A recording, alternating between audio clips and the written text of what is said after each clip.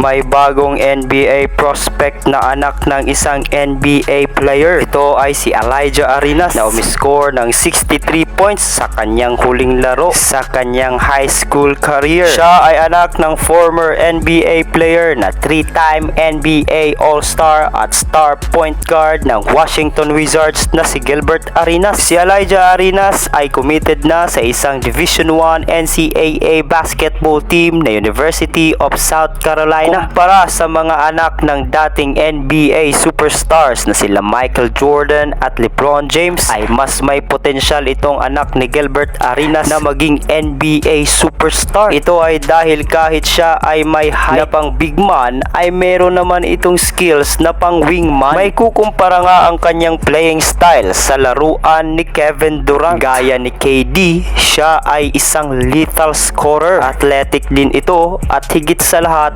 hard worker. Sinasanay at iniinsayo siyang mabuti ng kanyang ama na si Gilbert Arenas. Sumasabay din siya sa mga training nila Kevin Durant at ibang NBA players. Kaya naman hindi katakataka na sa kanyang huling laro sa kanyang high school career ay umiscore ito ng 63 points. At hindi nga malabo na malalagpasan pa niya ang nagawa ng kanyang ama sa kanyang magiging NBA career.